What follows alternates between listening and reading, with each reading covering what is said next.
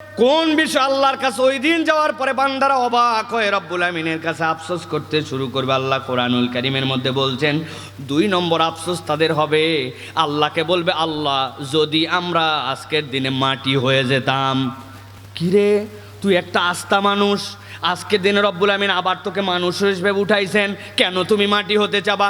আল্লাহ কোরআনুল কারীমের মধ্যে বলছেন, ইন্না আনজারনাকুম আযাবান করিবা ইয়াওমা ইয়ানজুরুল মারউ মা কদ্দামাত ইয়াদাহু ওয়া ইয়াকুলুল কাফিরু ইয়া লাইতানি কুনতু তুরাবা।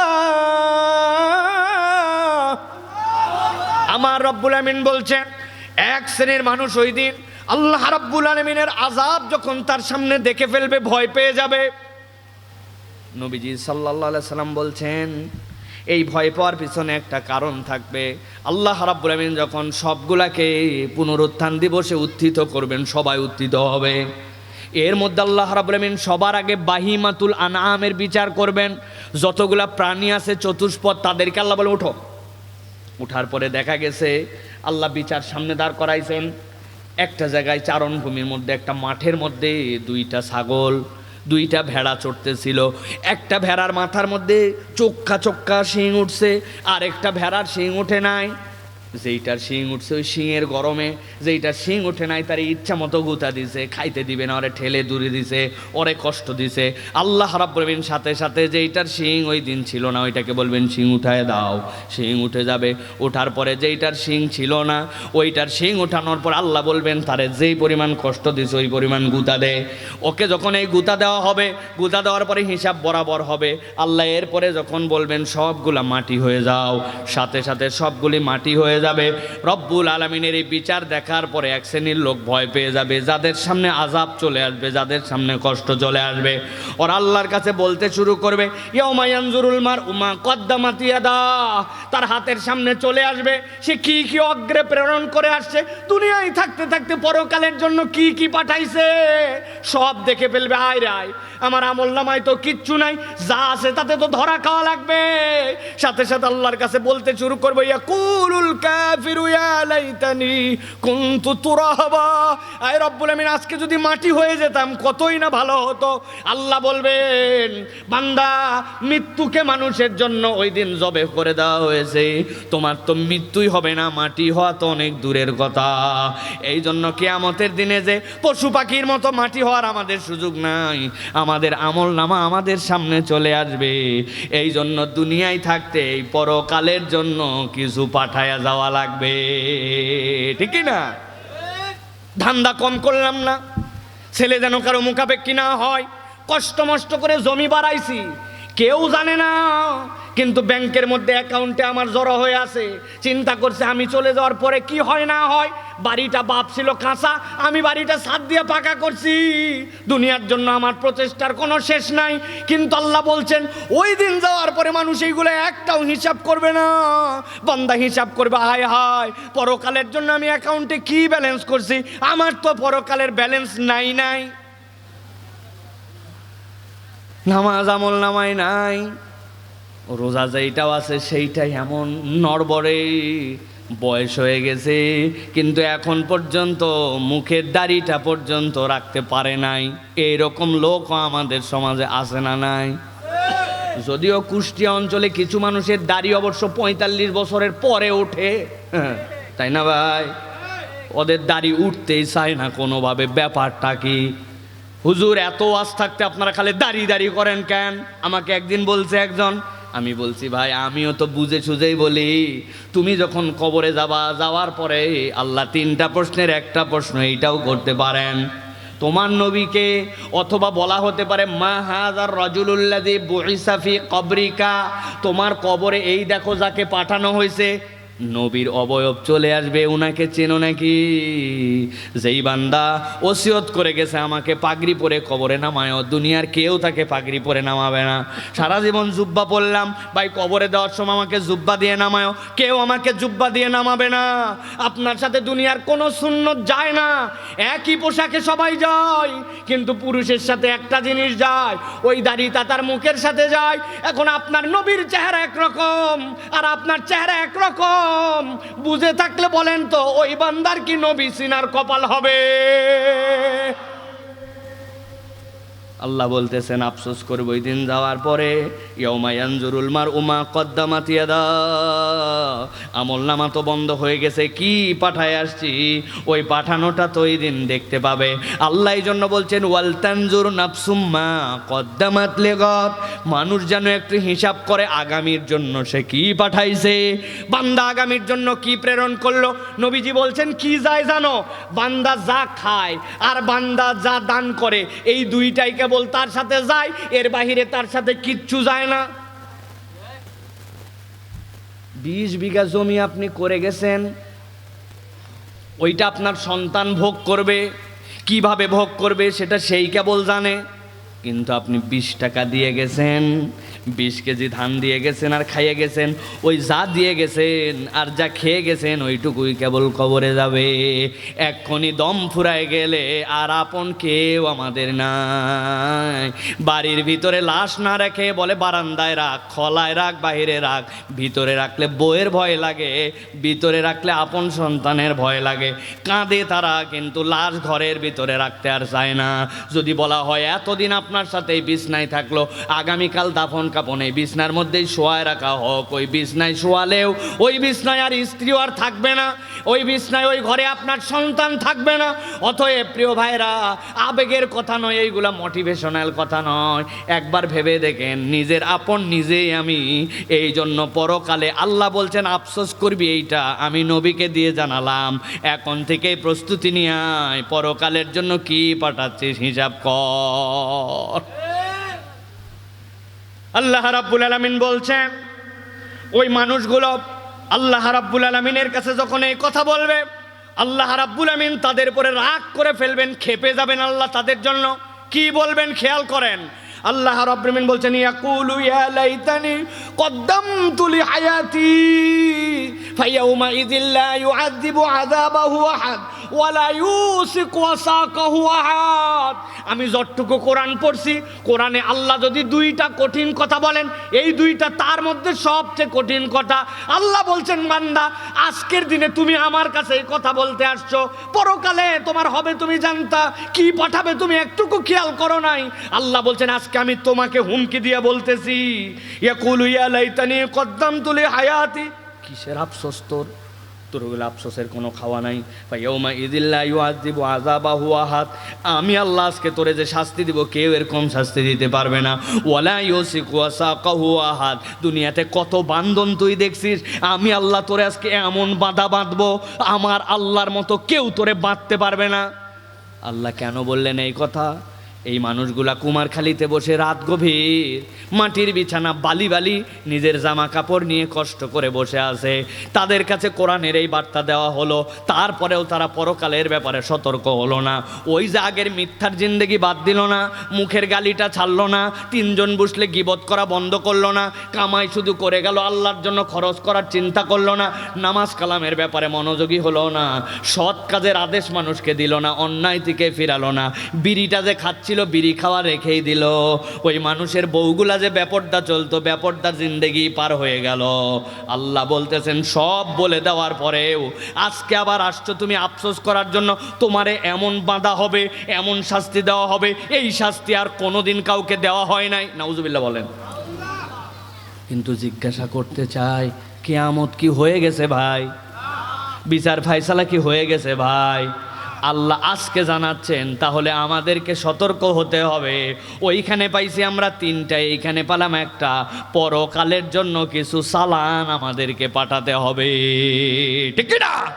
নিয়ত করেন হায়াত থাকবে কোরআন পড়তে যদি জানি, প্রত্যেক দিন কিছু আল্লাহ তোমার জন্য কোরআন তেলাওয়াত করব, প্রত্যেক দিন কিছু দান খয়রাত আল্লাহর জন্য আপনাকে করতে হবে, প্রত্যেক দিন রব্বুল আলামিন ফরজ নামাজ তো পড়ি অতিরিক্ত কিছু নফল নামাজ তোমার জন্য করব। আল্লাহ তোমার জন্য টাইম বরাদ্দ করছি, আমি 10 মিনিট হলেও তোমার জিকিরের মধ্যে রত থাকবো। নামাজ পড়লাম আর টপ করে উঠে চলে গেলাম না, আস্তাগফিরুল্লাহ আস্তাগফিরুল্লাহ আস্তাগফিরুল্লাহ, আল্লাহুম্মা আনতাস সালাম ওয়া মিনকাস সালাম, আল্লাহুম্মা লা মানিয়া লিমা আতাইত, আশহাদু আল্লা ইলাহা ইল্লাল্লাহ। এরপরে আমি আল্লাহ রাব্বুল আলামিনের কাছে ফজরের পরে সাইয়্যিদুল ইস্তিগফার পড়ব, আল্লাহুম্মা আনতা রাব্বি লা ইলাহা ইল্লা আনতা খলাকতানি ওয়া আনা আবদুকা ওয়া আনা আলা আহদিকা। মাগরিবের পরে পড়ব, যদি আমার জানা থাকে আয়াতুল কুরসি পড়ব। প্রত্যেকদিন মিনিমাম ছোট্ট দরুদ হলেও 100 বার নবীর প্রতি দরুদ পড়ব, আল্লাহুম্মা সাল্লি আলা মুহাম্মদ, আল্লাহুম্মা সাল্লি আলা মুহাম্মদ। এরপরে 33 বার সুবহানাল্লাহ আলহামদুলিল্লাহ। আল্লাহ আমি তো বেশি পারি নাই, কিন্তু মাত্র 5 মিনিট 7 মিনিট এইগুলো আমি বাদ দেই নাই। আল্লাহ পরকালের জন্য একটু সালান পাঠালাম। আল্লাহ আমার কোটি কোটি টাকা দান করার সামর্থ্য নাই, কিন্তু আমার কাছে কেউ চাইলে আল্লাহ 2 টাকা দিয়ে হলেও তাকে দেই, আমি কখনো খালি হাতে কাউকে ফিরাই না। আল্লাহ আল্লাহ ফরজ নামাজ তো তুমি দিছিলাই, কিন্তু যখনই মসজিদে ঢুকি না আল্লাহ একটু সময় পাইলে 2 রাকাত তাহিয়াতুল মসজিদ পড়ি, 2 রাকাত দুখুলুল মসজিদ পড়ি, 2 রাকাত ওযুর নামাজ পড়ি। আল্লাহ একটু চলাফেরা, ধান লাগাচ্ছি, সাইকেল চালাচ্ছি, কাজ করতেছি, লা ইলাহা ইল্লাল্লাহ এই জিকির আজকার করতেছি। আল্লাহ মানুষকে 2টা দেখা হয়েছে, বলে দিছি ভাই চলো রে নামাজে যাই রে ভাই, ও ভাই তোর পা ধরি ভাই, নামাজ না পড়লে মুক্তি নাই রে ভাই, ওর পা সত্যিই জড়ায় ধরছে। আল্লাহ আমার সাধ্যে পরকালের জন্য এগুলো একটু করে জড়ো করছি। আল্লাহ বলছেন আমার বান্দা যখন এই চেষ্টা করে, আমি ওই বান্দাকে পরকালের জান্নাতের জন্য রেডি করি। কাজ কঠিন না, কিন্তু আমরা গুরুত্ব দেই না, সব কাজ করতে যে সব বাদ দিয়ে দিছি। মা বোনেরা দেখবেন গোয়াল তোলা হয় নাই, গরু এখনো বান্ধা হয় নাই, এই সমস্যা সেই, এই করতে করতে আসরের নামাজ পড়ে না, মাগরিবের সময় গা গোসল দিয়ে একবারে এশার সময় যাইয়া মাগরিব এশা আসর সব ধপাস করে বসে পড়ে, বসে নামাজ পড়ে ফেললো। আছে না ভাই? নামাজের জন্য দাঁড়ানো ফরজ, ওয়াক্ত মতো নামাজ পড়া ফরজ। আপনি কোন অজুহাতে এটা বাদ দিবেন? বাদ দিলে বিপদ। তাহলে প্রথম আফসোসের কারণ কি হবে? দুনিয়ায় ফেরত আসতে চাবে। দ্বিতীয় আফসোসের কারণ কি হবে? মাটি হইতে চাবে। 2টাই কি হওয়া যাবে? চলেন এবার 3 নম্বরে যাই। আল্লাহ রাব্বুল আমিন বলছেন ওই দিন যাওয়ার পরে বান্দার সবচেয়ে ভয়ঙ্কর একটা আফসোস হবে, যে আফসোসের কারণে বান্দা ওই দিন আল্লাহ রাব্বুল আমিনের কাছে আপসেট হয়ে যাবে। ওই বান্দা ওই আফসোসটা এমনভাবে করবে যে বান্দা ওই দিন হিসাবে আল্লাহর কাছে চাইবেন, আল্লাহ যা দাও দাও, যদি জাহান্নামে দিতে মন চায় জাহান্নামে দিয়ে দাও, তাও আমাকে এই আফসোস করায়ও না, কষ্ট দিও না। আল্লাহ বলছেন কি কারণ হবে সেটার? আল্লাহ রাব্বুল আমিন কোরআনুল কারীমের মধ্যে বলছেন সূরাল হাক্কার মধ্যে, ওয়া আম্মা মান উতিয়া কিতাবাহু বিশিমালিহি ফায়াকুলু ইয়া লাইতানি লাম উতা কিতাবিয়া। আল্লাহ বলছেন এক শ্রেণীর লোক, যেই মানুষগুলাকে কিয়ামতের দিনে ডাকা হবে, ডাকার পরে রব্বুল আমিন এক শ্রেণীর আমলনামা ডান হাতে দিয়ে দিবেন। যেই না তাদের আমলনামা ডান হাতে দিয়ে দেওয়া হবে, তারা খুশিতে অস্থির হয়ে যাবে। ওয়ানকালিবু ইলা আহলিহি মাসরুরা। গরুর বাছুর দেখবেন হওয়ার পরে 2-3 দিন পার হওয়ার পরে কি পাগলা লাফানো লাফায় না ভাই, লাফাইতে লাফাইতে সেই খেরের পোয়ালের মধ্যে উঠে যায়, বিছনার মধ্যে উঠে যায়। কেন যে লাফায় তাও জানা যায় না। আল্লাহ বলছেন যাদের ডান হাতে আমলনামা, ওই মানুষগুলা খুশিতে লাফাতে লাফাতে আত্মীয় স্বজনের কাছে চলে যাবে। দেখো আমার আল্লাহ আমার কি বিচার করেছেন। আল্লাহ রাব্বুল আমিন আমার ডান হাতে আমলনামা দিয়েছেন, ওই বান্দারা খুশি। এর বিপরীতে আল্লাহ বলছেন ও আম্মা মান উতিয়া কিতাবাহু বিশিমালিহি, যেই মানুষদেরকে পরে বাম হাতে আমলনামা দেওয়া হবে, ভেবেন না হাত দিয়ে ডাক দেওয়া হলো আর বাম হাতে এরকম করে আমলনামা দিয়ে দেওয়া হলো, বিষয়টা এরকম হবে না। আল্লাহ রাব্বুল আমিন বলছেন ও আম্মা মান উতিয়া কিতাবাহু ওয়া যাহরিহি ফাসাউফা ইয়াদউ সুবুরা। ওই মানুষগুলার বাম হাতে আমলনামা দেওয়াটা স্বয়ং একটা আযাব হবে। নবীজি বলছেন তার হাতগুলা পিছন দিক দিয়ে টান দিয়ে দেওয়া হবে। যেই না টান দেওয়া হবে, পিছন দিকে হাতটা মটকায় দেওয়া হবে, দেওয়ার পরে বুকটা ভেদ করে দেওয়া হবে, পিছন দিকে হাত ঢুকে কলিজা ফেরে সামনে চলে আসবে। যেই না সামনে আসবে সহ্য করতে পারবে না, আল্লাহর কাছে বলতে শুরু করে, ওয়ালাম আদরি মা হিসাবিয়া ইয়া লাইতাহা কানাতিল কাদিয়া। আয় আল্লাহ, আমাদের তো আর সহ্য হয় না, আমাদের মৃত্যু দিয়েই যদি সব হিসাব শেষ হয়ে যেত, অথবা আমাদের হিসাবই না হতো, তুমি যা করো করো, কিন্তু কেন আমাদেরকে বাম হাতে দিলে? স্বয়ং বাম হাতে আমলনামা পাওয়াটা এমন শাস্তি হবে, বান্দা যেটা সহ্য করার ক্ষমতা রাখবে না। কারণ কি? এই বাম হাতে আমলনামা বান্দা কেন পাবে?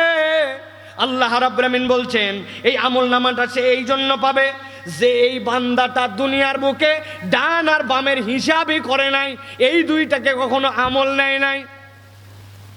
দুনিয়ায় বাঁচতে হলে একটু মিথ্যা টিথ্যা বলা লাগে রে ভাই। চালাক চতুর না হলে ব্যবসা করা যায় না, ও হুজুরের কথায় দুনিয়া চলে না। এরকম লোক আছে না? ফজরের নামাজের পরে কান্দের মধ্যে কোদাল নিয়ে ভুঁয়ের দিকে রওনা হয়েছে। জিজ্ঞাসা করছে, কি ব্যাপার চাচা এত সকালবেলা? বলছে, বাপ রোদ উঠলে আর আগের মতো কাজ করতে পারি না, এই জন্য একটু যাচ্ছি আইল কাটার জন্য। আসলে মুরব্বির টার্গেট ভিন্ন, উনার সাথে যার আল লাগানো, ওই পারের লোক এখনো ভুঁয়ের আল কাটতে পারে নাই। উনি সকালবেলা আল কাটার নাম করে টুপি মাথায় দিয়ে এত বড় দাড়ি দিয়া ওই আল ঠেলতে যায়, মাত্র 4 আঙ্গুল থেকে 1 বিঘ আল ঠেলে। এই রকম লোক আমাদের কুমারখালীতে নাই। ও বাবা, যা বলি তাতেই বলেন আছে। ভালো করে বুঝে থাকলে বলেন, কিয়ামতের দিনে বিচার হয়ে যাবে। ডান হাতে দুই মেয়েরে অনেক বুঝ দিয়েছে, ভক্কর চক্কর করে, বাবা আমি হজে যাচ্ছি,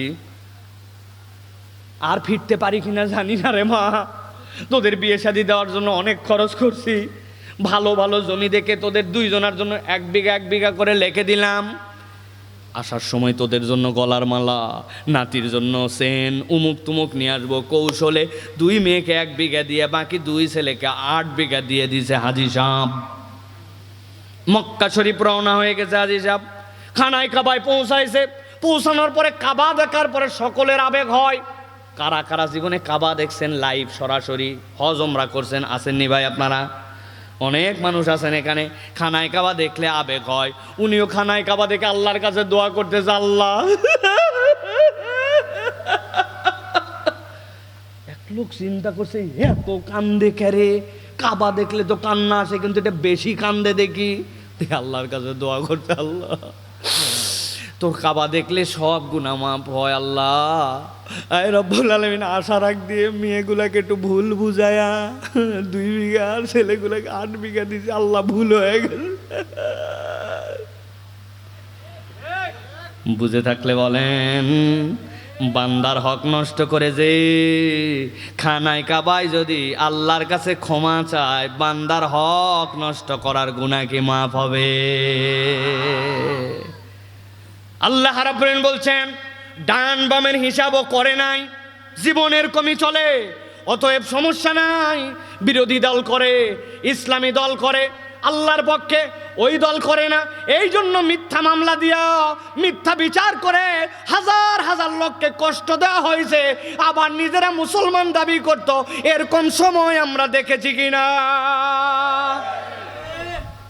মনে করছি এখন আমি টপ করে দেশ থেকে পার হয়ে গেছি, মনে হয় আল্লাহর বিচার থেকেও পার হয়ে গেছি, তাই না? আমি মাঝে মাঝে বলি, ফুটবল খেলা দেখছেন আপনারা? খেলা শুরু হয় মাঠের মধ্যে থেকে, এই পাস ওই পাস, এই পাস ওই পাস করতে করতে ডি বক্সের মধ্যে আনে, এরপরে ডির ভিতর থেকে টার্গেট করে তারপরে গোল দেয়। কেবল তো তুমি বাড়াইছো, এখনো শট খাওয়া বাকি আছে, জাহান্নামে যাওয়ার আগ পর্যন্ত শট খাওয়া লাগবে। বুঝে চলেন। এই জন্য প্রিয় ভাইরা, আমার নিজের কাঁধেও যেন এই কথাটা না পড়ে যায়, হিসাব করেন। ডান মেপে চলেন, বাম মেপে চলেন। বাম হাতের বিচার আসলে ওই দিন কিন্তু আর বাঁচার উপায় থাকবে না, ঠিক কিনা? একটু হিসাব করেন, চলাফেরার আগে একটু ভাইবেন, ফজরে ঘুমাই থাকার আগে আরেকবার চিন্তা করেন যে কিয়ামতের দিনে যাওয়ার পরে ডান হাতে না বাম হাতে আমল নামা। তুই ঘুমাইছিস কেমনে যে আল্লাহ তোর অক্সিজেন দিয়ে বাঁচায় রাখলো? তুই আল্লাহর উপরে পণ্ডিতি করিস কেমনে বান্দা? তুই পণ্ডিতি করিস কেমনে? তোর আঙ্গুল দিয়া ফুটানি মারাস, সকালবেলা পান্তা খাস, ভাত খাস, এই 3 আঙ্গুল সুন্দর করে গার্ডার দিয়া, টেপ দিয়া, কাপড় দিয়া, দড়ি দিয়া বাঁধতে বলবেন, বউ বান্ধো, 3 আঙ্গুল বান্ধো, এই 3 আঙ্গুল ডাইন হাতে 3 আঙ্গুল ধরে দিবেন বান্ধন দিয়ে বলবেন পান্তা খা এবার আলু ভর্তা দিয়া, 3 আঙ্গুল বান্ধা, তুই পান্তা কেমনে খাস, লেখ সই কর, তোর নাম, সই করতে পারে না, 3 আঙ্গুল বান্ধা। যেই আল্লাহর দেওয়া 3 আঙ্গুলে তুমি নড়াচড়া তোমার ক্ষমতা নাই, আল্লাহর ক্যাপাসিটিতে চলো, আর ওই আল্লাহর দেওয়া চোখ দিয়া, ওই আল্লাহর দেওয়া কান দিয়া, ওই আল্লাহর দেওয়া ব্রেন দিয়া তুই কেমনে আল্লাহর বিরোধিতা করিস, একবার ভাবা দরকার, একবার ভাবা দরকার ভাই। কি ফুটানি মারতেছি, হ্যাঁ যুবক, কি ভাব নাও তুমি, তোমার কিসের ভাব, কিসের ভাব তোমার? কত যুবক ওরকম দেখলাম, প্যান্ট পরে শার্ট পরে গুলিস্তানের মোড়ের মধ্যে এরকম করে ট্রাফিকিং করতেছে, সব আছে, আমার চেয়ে দেখতে সুন্দর, ব্রেনটা একটু ঢিল হয়ে গেছে। আল্লাহ যে ব্রেন ঢিল করে নাই, এখন পর্যন্ত ঠিক রাখছে, ওইটা আল্লাহর দেওয়া নিয়ামত, আর তুমি কি এমনি ফুটানি মারো, বয়স হয় নাই বলো? নামাজের সময় মসজিদের পাশে ক্যারাম খেলো, নামাজের পাশে মসজিদের পাশে আড্ডা দাও, আজান হলে মসজিদের পাশ থেকে দূরে সরে যাও, মসজিদের কোলের সাথে লাগানো পুকুরের মধ্যে গোসল করে, মসজিদে নামাজ হয়, মসজিদে আসে না, কিসের ভাব? কিয়ামতের দিনে ডান হাত না বাম হাত বান্দা হিসাব করে সামনে যাও, ঠিক কিনা? কবরে যায় নাই, সামনে দিয়ে দেখেন নাই কত বাপ তার সন্তানকে লাশ দাফন করে দিল, আসার সিরিয়াল আছে, যাওয়ার সিরিয়াল নাই, ভাব কিসের, কিসের ভাব?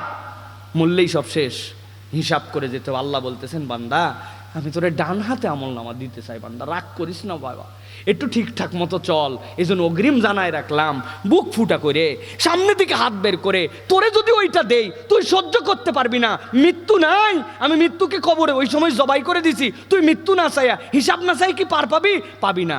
এই জন্য বুঝে চল। আমরা কি বুঝে চলতে রাজি আছি ভাই? জীবন পরিবর্তন করতে রাজি আছি ভাই? একরকম চলতে পারে না জীবন। তাহলে এটা গেল আমাদের 3 নম্বর কারণ। 2টা শেষ কারণ বলবো যুবকদের জন্য, বিশেষ করে এখানে 2টা কারণ।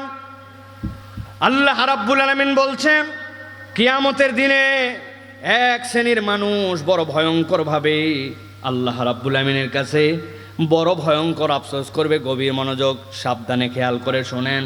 আল্লাহ রাব্বুল আলামিন বলছেন সূরা আহজাব 66 নম্বর আয়াতের মধ্যে, ইয়াউমা তুকাল্লাবু উজুহুম ফিন্নারি ইয়াকুলু ইয়া লাইতানা আতা'না আল্লাহ ওয়া আতা'নার রাসূলা। আল্লাহ বলছেন, যখন তাদের মুখগুলা জাহান্নামের দিকে ঘুরায় দেওয়া হবে, যেই না ওই মানুষ জাহান্নামের দিকে মুখ ঘুরে যাবে, আফসোস করে বলতে শুরু করবে, আমাদের জাহান্নামে আসার তোর কোনো কারণ নাই, কি কারণে আসছিস? ওদের মুখ দিয়ে আল্লাহ বলাবেন, তারা বলতে শুরু করবে, ইয়াকুলু ইয়া লাইতানা আতা'না আল্লাহ ওয়া আতা'নার রাসূলা, আমরা যদি খালি আল্লাহর অনুসরণ করতাম আর নবীর কথা মতো চলতাম, আমরা বেঁচে যেতাম। ওই যে আমাদের ভাইগুলা বেঁচে গেছে, যেই মানুষগুলা মক্কায় কোনো দাম ছিল না, কেউ তাদেরকে পাত্তা দেয় নাই, গোলামের পুত গোলাম, যেই মানুষগুলার মক্কায় কোনো অবস্থান ছিল না, এমন মানুষ নিজের জুতাটা পর্যন্ত নিজে কেনার সামর্থ্য ছিল না, এমন মানুষ যাকে দাফন করার সময় কাপড় দেওয়া হচ্ছিল, মুখ ঢাকলে পা আলগা হয়ে যায়, পা ঢাকলে মুখ আলগা হয়ে যায়, কাপড়টা পর্যন্ত তার সাথে ছিল না, কিন্তু এই মানুষগুলো আল্লাহর তার নবীর অনুসরণ করার কারণে আজকে বেঁচে গেছে। আর আমরা আল্লাহর নবীর অনুসরণ না করার কারণে ফেঁসে গেছি। আমরা অনেক মুসলমান আছি, যেই মুসলমানরা নামে মুসলমান, কিন্তু আল্লাহ এবং তার রাসূলকে অনুসরণ করি না, ঠিক কি না? বলবেন হুজুর ঠিক কেমনে? আমরা তো আল্লাহ রাসূলের অনুসরণ করি। আমি ছোট্ট 2-1টা উদাহরণ দেই, তাহলে বুঝবেন আল্লাহ এবং আল্লাহ রাসূলের উদাহরণ, অনুসরণটা কত মূল্যবান। আমি যদি আপনাদেরকে জিজ্ঞাসা করি, ও ভাইরা, জুমার নামাজ কয় রাকাত? কথা বলেন, একটু জোরে বলেন। প্রতি রাকাতে কয় সিজদা? ভুলে গেছেন আপনারা তো, কথা বলেন, কয় সিজদা? প্রতি রাকাতে কয় রুকু? নবীজি সাল্লাল্লাহু আলাইহি সাল্লাম মাসুম ছিলেন, বেগুনা, তার কোনো গুনাই নাই। সাহাবায়ে কেরাম ছিলেন আর সাহাবাতু কুল্লুহুম আদুল, তারা নেকের মানদণ্ড ছিলেন। কোনো সাহাবীর সমালোচনা করা ফিস্ক, তার ঈমান চলে যেতে পারে। তাহলে সাহাবীরা ভালো মানুষ, নবী সাল্লাল্লাহু আলাইহি ওয়াসাল্লামের কোনো গুনাহ নাই, আল্লাহ রাব্বুল আলামিন তাকে মাসুম বানাইছেন। তারাও জুমার নামাজ পড়তেন 2 রাকাত, আমরাও পড়ি 2 রাকাত, হলো আমাদের গুনাহ খাতা বেশি না? অতএব আমরা এখন থেকে যুক্তি দিব, আগামী জুমার থেকে আল্লাহ যদি বাঁচায় রাখে তাহলে আমরা জুমা 4 রাকাত পড়ব, প্রতি রাকাতে 4টা করে সুজদা দিব, যাতে করে আমরা বেশি বেশি সওয়াব কামাতে পারি। কারা কারা রাজি আছেন হাত তোলেন। রাজি নাই ভাই? কয়জন রাজি হয়ে গেছিল, কিন্তু আপনাদের এই ভয় দেখানোতে ওরা রাজি হলো না। জুমার নামাজ আপনি বলবেন 4 রাকাত পড়া যাবে ভাই? 2 সিজদার জায়গায় 4 সিজদা দেওয়া যাবে? কেন? নামাজ পড়া ভালো, সিজদা দেওয়া ভালো? হুজুর আজগবি যুক্তি দিতে আসবেন না। নবী সাল্লাল্লাহু আলাইহি ওয়াসাল্লাম যা দেখায় গেছে আমার তাই করা লাগবে, ঠিক কিনা? আপনাদের এলাকায় ঈদের নামাজ হয়, আজান হয়তো না ঈদের দিনে? কি আশ্চর্য কথা, আমরা তো আজান দেই। নবীজি সাল্লাল্লাহু আলাইহি ওয়াসাল্লামের সময় তখন লোকজন কম ছিল, ওই জন্য তখন আজান লাগতো না। এখন এত বড় এলাকা, আজান একটু দিলে সমস্যা আছে। আচ্ছা আজান বাদ দিলাম, একামতটা অন্তত পক্ষে দিয়ে আগামী ঈদের থেকে নামাজ পড়বো, বলেন সুবহানাল্লাহ। ও বাবা নাউজুবিল্লাহ বলতেছে। তার মানে হুজুর আন্দাজি ভক্কর চক্কর বুঝ দিয়েন না। যতই লোক বারুক আর যাই বারুক, ঈদে আজান নাই, ঈদে একামত নাই। অতএব কিয়ামত পর্যন্ত ইসলাম এইভাবেই চলবে, ঠিক কিনা? যারা এত জোরে ঠিক বলছে তাদের মসজিদের মধ্যে দেখবেন অনেক ঝামেলা আছে। আসসালামু আলাইকুম ওয়া রাহমাতুল্লাহ, আসসালামু আলাইকুম ওয়া রাহমাতুল্লাহ, আল্লাহুম্মা আমিন। আসেনি ভাই? নবীজি 23 বছরের জিন্দেগিতে কোনোদিনও সাহাবীদেরকে নিয়ে নামাজের পরে এইরকমভাবে অটোমেটিক ফিরানোর সাথে সাথে করে মুখ তুলে হাত দিয়ে সম্মিলিত মোনাজাত করে বিদায় করলো না। নবীর সিস্টেমে এটা ছিল না। মোনাজাত ছিল কিন্তু তার আগে দোয়া ছিল, এরপরে নবী করিম সাল্লাল্লাহু আলাইহি সাল্লাম পার্সোনাল করলেন। আর আপনার আমার মসজিদে এইটা চলমান। আজকে যদি সকাল থেকে হুজুর বলে এইটা নবীর তরিকায় ছিল না, সাহাবীদের জন্য ছিল না, এইটা বাদ দিলাম, ওই জোহর থেকে তুই বাদ। আগের হুজুর বুঝেনি না, আমাদের বাপ দাদা কিছু বুঝতো না। তুমি নতুন ইসলাম আনছো, যা অন্য মসজিদে করে খাও, আমাদের এখানে দরকার নাই, আমি সেক্রেটারি। আছে না? উনি সেক্রেটারি, উনি আল্লাহ রাব্বুল আমিনের হুকুম বোঝে না। আপনাকে হাজার বোঝানো হবে, মরার পরে আপনি জানাজা দিলেন, জানাজার পরে কবর, তারপরে দোয়া, এর আগে দোয়া নাই বলছে। মিয়া আগের কত বড় বড় হুজুর করে গেল, তুমি ইসলাম বুঝাতে আসছো। এইভাবে আপনি যখন এই ইসলামের এই বিধানগুলোকে নিয়ে ক্রিটিসাইজ করেন, আল্লাহ নবীর সুন্নাতকে আপনি ফলো করেন না।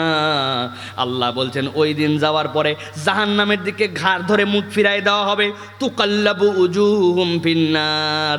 তখন তারা চিৎকার করে বলবে, ইয়াকুলু ইয়া লাইতানা আতানাল্লাহ ওয়া আতানার রাসূল। এই বিপদ হতো না যদি আমরা কারো কথা না শুনে আল্লাহ আল্লাহ রসুলের অনুসরণ করতাম। তাহলে আপনার ইবাদত হবে আল্লাহর, কিন্তু পদ্ধতি বাতলায় দেওয়া হবে মুহাম্মাদুর রাসূলুল্লাহ সাল্লাল্লাহু আলাইহি ওয়াসাল্লাম, ঠিক কিনা? তাহলে নবীর সুন্নাত মানা লাগবে কিনা? লাগবে। আপনি বলবেন না না 3 পিস পরে উপর দিয়ে খালি একটুখানি পেঁচায়া হিজাব বানলেই হয়, হুজুর ওগুলো বলে এটাই আমার পর্দা।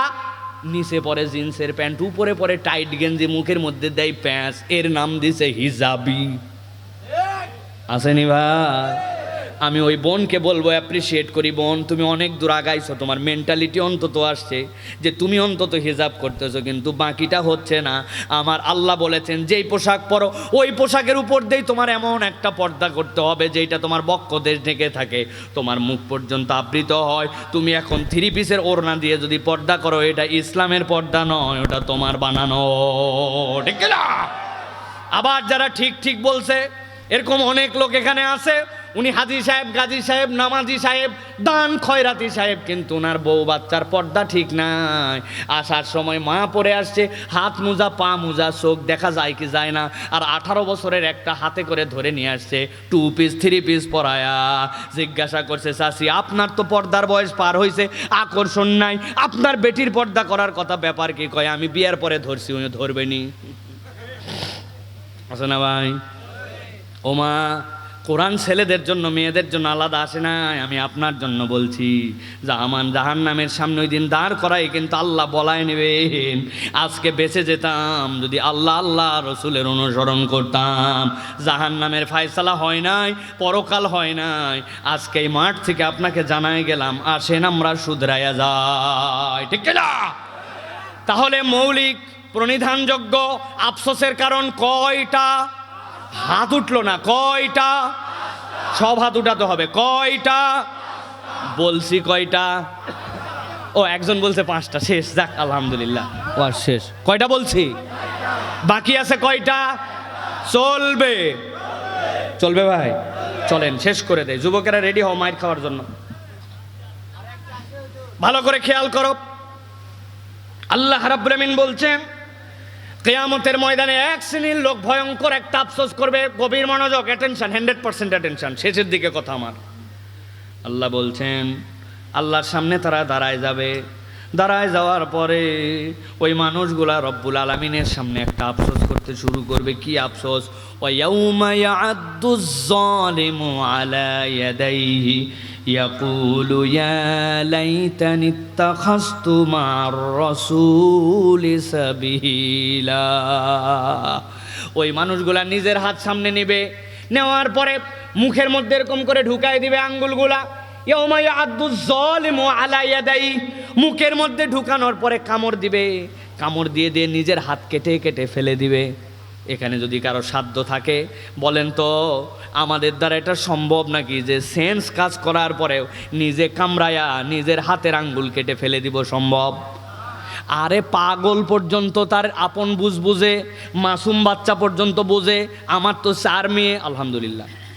এর মধ্যে যেটা 2 নম্বর, ওই যখন ছোট ছিল ওর একটা বাজে অভ্যাস ছিল।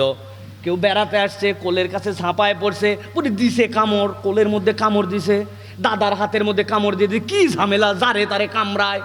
ওর মা বলছে বিরাট বেইজ্জত, পাইলেই তারে আদর করে কামড় দিয়ে দেয়, কেমনে ঠেকানো যায়? আমি একদিন বুদ্ধি বাইর করলাম, দেখি তো কেমনে ঠেকানো যায়। ডাক দিলাম মাইদিকা, আসছে। আসার পরে ওর এই আঙুল নিছি আর আমার এই আঙ্গুল দিছি, 2 আঙ্গুল পাশাপাশি দিয়া বললাম মা এটা মুখের মধ্যে নে। খুশিতে নিছে, নিয়ে বললাম মা জোরসে কামড় লাগা। দেখি আমার দিকে একটু কামড় দেয়, ওরটা দেয় না। আবার বললাম বাবা জোরে মার, গায়ের শক্তি দিয়ে মার, 2 আঙ্গুল আছে। খানিকক্ষণ পরে দেখি আস্তে করে টাইনে আঙ্গুল বাইর করে নেয়। তার মানে যেই বেটি যারে তারে কামড়ায় 2 বছর বয়স, এইটাও বোঝে নিজের আঙ্গুলে নিজে কামড় দেওয়া যাবে না। আমার আল্লাহ বলছে এবার হৃদয় দিয়ে অনুভব করেন কি জ্বালা ওই দিন। আল্লাহ বলছেন ইয়াউমা ইয়া'আদ্দুজ যালিমু আলা ইয়াদাইহি, আল্লাহর কাছে যারা ওই দিন জালেম হিসাবে উত্থিত হয়ে যাবে, নিজের নফসের প্রতি জুলুম করছে, বুঝতো তারপরেও সে মিথ্যার মধ্যে ছিল, বুঝতো চোখের গুনাহ তারপরেও ফেরত আসে নাই, বুঝতো এটা অপরাধ তারপরেও আবেগের তাড়নায়, যৌন তাড়নায় সে অপরাধে চলে গেছে, আল্লাহর কাছে তওবা করে আসে নাই। আল্লাহ বলছেন ইয়াউমা ইয়া'আদ্দুজ যালিমু আলা ইয়াদাইহি ইয়াকুল,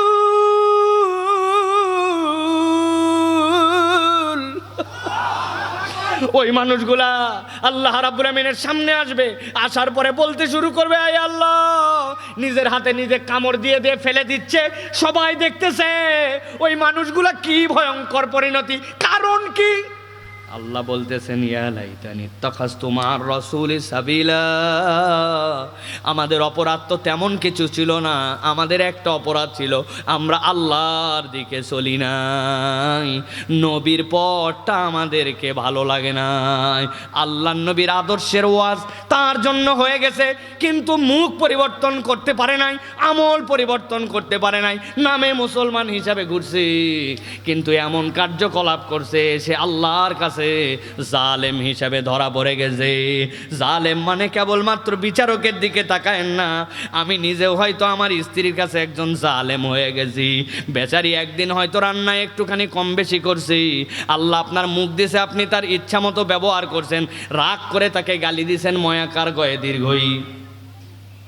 বানান করে দিব, দেই বানান করে দেই, এর থেকেও নিকৃষ্ট গালি দিয়ে ফেলছেন, আপনি জুলুমকারী হয়ে গেছেন তার প্রতি। আপনি আপনার ভাইয়ের প্রতি আবেগ দেখায় এমন কাজ করছেন যেটা আপনাকে আল্লাহ পারমিশন দেয় নাই, আপনি জুলুমকারী হয়ে গেছেন।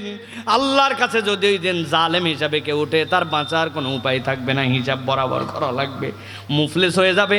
বিরাট বড় আমলদার ব্যক্তি, কিন্তু তার সব আমল দিয়ে দেওয়া লাগবে, সব গুনাহ নিয়ে নেওয়া লাগবে। এই জন্য আল্লাহ বলতেছেন সাবধান হয়ে যাও, ওই দিন আমি তোমার হাত কামড়ানি দেখতে চাই না, আমি তোমার মাথা উঁচু করে আল্লাহর দিকে নিতে চাই। এই জন্য সব হতে রাজি আছি, আমরা কখনো জালেম হতে রাজি না, ঠিক না? খবরদার, জালেম জুলুম এটার সাথে আমার কোনো সম্পর্ক থাকবে। ওই যে আল দিয়ে গরু নিয়ে যায়, ইচ্ছা করে, মানে দেখেও না দেখার ভান করে আস্তে আস্তে যাচ্ছে, আইলের পাশে যা ধান আছে ওইগুলো গরু খালি মুখ লাগায় আর টানে আর যায়, কই ও ভাই রাস্তার পাশেরটা খাই, বলে না ভাই? কিন্তু ইন্টেনশন তার আছে যে এটাই সুযোগ খাওয়ানোর জন্য, এই কৌশলে ওজনে কম দেয়, বিভিন্ন ধরনের ঝামেলা করে, আর চিন্তা করে জিতে গেলাম। ওজনে কম দিয়ে জিতা যায় না, যে জিততে চাই সে হেরে যায়, দুনিয়ায়ও হারে পরকালেও হারে, ঠিক কিনা? ওই এক গ্রামের লোক নাকি পনির বিক্রি করতে এক জায়গায়, দুধ দিয়ে ছানা তুলে এনে বিক্রি করে এক জায়গায় মিষ্টির দোকানে, আর মিষ্টির দোকানের চারটে ওর চাল ডালেরও দোকান আছে, ওর দোকান থেকে বাজার করে। তো প্রথম দিন দেওয়ার সময় বলছে আমার বাড়িতে একটু চিনি লাগবে, 1 কেজি চিনি দেন। চিনি নিয়ে গেছে সে, আর প্রত্যেক দিন আসে পনির দেয়। ওই পনির যাকে দেয়, ছানা দেয়, ছানাওয়ালা একদিন মাপে দেখছে, হায় হায় প্রত্যেক দিন তুই দেশ আমার 1 কেজি, কিন্তু মাইপে দেখছে 750 গ্রাম পোজে না। বলছে বদমাইশের বদমাইশ, এতদিন বিশ্বাস করে নিছি, তুই প্রত্যেক দিন 250 গ্রাম আমাকে ধোকা দেস। বলছে আমি তো অসম্ভব ধোকা দেওয়া। বলছে ধোকা দেস তুই মাপিস কি দিয়ে? আমি মাপবো কি দিয়ে, আমি গরিব মানুষ, আমার বাটকারা নাই, কিচ্ছু নাই। প্রথম দিন আপনার কাছ থেকে 1 কেজি চিনি নিয়েছিলাম, আমি ওইটা ভাঙ্গি নাই, ওইটাই কেজির বাটকারা হিসাবে মাপি। ধোকা কে দিছিল? ধোকা দুনিয়াতেও খাওয়া লাগবে, পরকালেও খাওয়া লাগবে। অতএব প্রিয় ভাইয়েরা, আমরা জালেম হব না, ঠিক আছে তো ইনশাআল্লাহ? আল্লাহ আমাদেরকে কবুল করেন। যে 5টা পয়েন্টের কথা আপনাদের কাছে বললাম, এর আলোকে আল্লাহ রাব্বুল আমিন আমাদের জীবনকে আজকে ফিরায় নিয়ে মোর পরিবর্তন করে নিয়ে যাওয়ার মতো আল্লাহ তৌফিক দান করেন। আল্লাহ রাব্বুল আমিন আমাদেরকে দ্বীনের বুঝটুকু দান করে দেন। প্রিয় ভাইয়েরা, আপনারা এখানে আসছেন, এটা একটা মাদ্রাসার মাহফিল, আলহামদুলিল্লাহ। অনেক প্রশ্ন আসছে, রাত গভীর হয়ে গেছে ভাই, 12টা বাজে কাছাকাছি, নতুন করে প্রশ্ন উত্তর দেওয়া। দোয়া চাইছে ডক্টর জাহাঙ্গীরের পুলিশের নাতে আবিদা সুলতানের জন্য দোয়া, জটিল রোগে আক্রান্ত, আমরা দোয়া করবো ইনশাল্লাহ এক্ষুনি। সকলে সূরা ফাতিহা পড়েন একবার, সূরা ইখলাস পড়েন 3 বার। সালাম রইল, চাকরির পরীক্ষায় প্রথম স্থান অধিকার করেও ঘুষ ছাড়া চাকরি দেয় নাই, পরবর্তীতে যখন টাকা পরিশোধ করা হয়েছে তখন চাকরি দিয়েছে, সেই দায়িত্ব পালনকারীন এই মাহফিলে ইসলামের বিধানসভা ফয়সালা কি? প্রথম কথা হচ্ছে ভাই, যদি কেউ চাকরির হকদার হয় এবং সেই চাকরিটা তার লিগাল হয়, এখন সে জুলুমের শিকার, তাহলে আল্লাহর কাছে প্রথমে সবর করবে যে আল্লাহ আরও ভিন্ন কোনো দিক দিয়েও তার রিজিক দিতে পারেন, সুতরাং আমি এটার সাথে জড়িত হব না। কিন্তু সে হকদার, সে যোগ্যতা আছে, সে পাশ করছে, কিন্তু জুলুমের কারণে দেওয়া হয় নাই। এই ক্ষেত্রে কেউ যদি জুলুমের শিকার হয়ে যদি ঘুষ দেয় বা উৎকোচ দেয়, তাহলে এইটার গুনাহ যিনি গ্রহণ করতেছে তার হবে, আর এই চাকরি তার জন্য বৈধ হবে, কেননা সে জালেম। তবে আকরাবুলিত তাকওয়া বান্দার টার্গেট হবে যে আমি এইরকম ঘুষ দিবও না, নিবও না। কিন্তু জুলুমের শিকার হয়ে বাধ্য করে তার হক যদি কেউ খেয়ে ফেলার জন্য করে, তাহলে সেই ক্ষেত্রে যদি দেয়, তাহলে এই চাকরি বৈধ, যিনি গ্রহণ করবে তিনি গুনাহগার, এই চাকরির কামাইও তার জন্য হালাল হবে। কিন্তু আপনার কোয়ালিটি নাই, আপনি ঘুষ দিয়ে কোয়ালিটি বাড়ায় নিছেন, তাহলে দুই দিকে গুনাহগার হবেন, ঘুষেরও গুনাহগার, অন্য বান্দার অধিকার হরণেরও গুনাহ হবে। আল্লাহ আমাদেরকে বোঝার তৌফিক দান করেন। ইসলামের দ্বীনের দাওয়াত কাজ করার জন্য যদি কেউ টাকা চায় নেয়, তাহলে নেওয়া জায়েজ হবে কিনা? জি, যে কাজ করে টাকা নেওয়া হালাল, ওইটা চেয়ে নেওয়াও হালাল হবে আপনার জন্য, কিন্তু তার জন্য আপনার লজিক থাকতে হবে, যুক্তি থাকতে হবে। আপনি কোরআনুল কারীম পড়ান, কোরআন পড়ায় কেউ কোরআনের মূল্য, নামাজ পড়ায় কেউ নামাজের মূল্য কিয়ামত পর্যন্ত দিতে পারবে না। ন্যায় কি? সময়ের দামটুকু দেওয়া হয়। এখন আমি ডিমান্ড করছি, ভাই আপনার মসজিদে আমি 5 ওয়াক্ত নামাজ পড়াবো, আমাকে 10,000 টাকা না দিলে আমার সময় দিতে পারবো না। আপনার পোষালে নেবেন, না পোষালে নেবেন না। যেই কাজ করে টাকা নেওয়া হালাল, ওই কাজের জন্য চুক্তি করাও হালাল। কিন্তু আপনি যদি মনে করেন এই 5 ওয়াক্ত নামাজের মূল্য হচ্ছে 10,000, তাহলে আপনার নিয়ত গলত, নিয়ত আল্লাহর কাছে আপনি বুঝবেন। আশা করি আপনাদেরকে সংক্ষিপ্ত সময় বুঝাতে পেরেছি। মৃত্যু ব্যক্তির নামে দোয়া করার জন্য আত্মীয় স্বজন, গ্রামবাসী, মেম্বার, চেয়ারম্যান, মোল্লা, মুসল্লি গরু মারে খাওয়ালে মৃত্যু ব্যক্তির উপকার হবে কিনা? প্রিয় ভাইরা, মৃত্যু ব্যক্তির উপকার হোক বা না হোক, গরুটা অন্তত খাওয়া হয়ে যাবে, ঠিক না ভাই? ভালো করে বুঝেন, দিন তারিখ নির্ধারণ করে 40 করা, 3 দিনা করা, 7 দিনা করা, ইসলামে এইগুলার বিধান নাই। তবে নবীজির কাছে বারবার এসে জিজ্ঞাসা করা হয়েছে, আইয়ুল আমালি আফদাল ইয়া রাসূলুল্লাহ, হে আল্লাহ রসুল সর্বোত্তম আমল কি? নবীজি বলছেন আতঈমুত তুআম, তোমরা মানুষকে খাওয়াও। সুতরাং মানুষকে খাওয়ানো সওয়াবের, কিন্তু ওইটার জন্য দিন ফিক্স করা, ডেট ফিক্স করা, এইটা আপনার জন্য কোনো কল্যাণকর নয়। উল্টা আরও এটা গুনার কারণ হবে। দেখা যাচ্ছে তার সামর্থ্য নাই অথবা করতে পারে না, কিন্তু তারপরেও মনে করছে এটা না করলে যদি একটা ইবাদত মিস হয়ে যায়, তাহলে দিনের নামে যেটা নাই সেটাকে উল্টা আপনি রেশমে রেওয়াজ বানালে এর দ্বারা আরও গুনাহ হতে পারে। আপনি খাওয়ান, গরিবকে খাওয়ান, মিসকিনকে খাওয়ান, দিন নাই তারিখ নাই, গরু চেয়ারম্যান, কিন্তু আফসোস আরও কি জানেন, এইগুলো অনুষ্ঠানে যেইগুলা লোকের সবচেয়ে বেশি খাবার ভালো পায় সবসময়, ওইগুলাই প্রায়োরিটির তালিকায় থাকে, আর ফকির মিসকিনকে বাইরে গেটের পাশে বসায় রাখে। শেষে বলে খাওয়া শেষ, আজকে আর নাই, জ্বালাস না বাবা, জ্বালাস না, এটা এরকম ভালো দিনে তোরা জ্বালাস না, সর। খাই যেইগুলা খানেওয়ালা ওইগুলা, আর যেইগুলার হক ওইগুলা পায় না, ঠিক কিনা?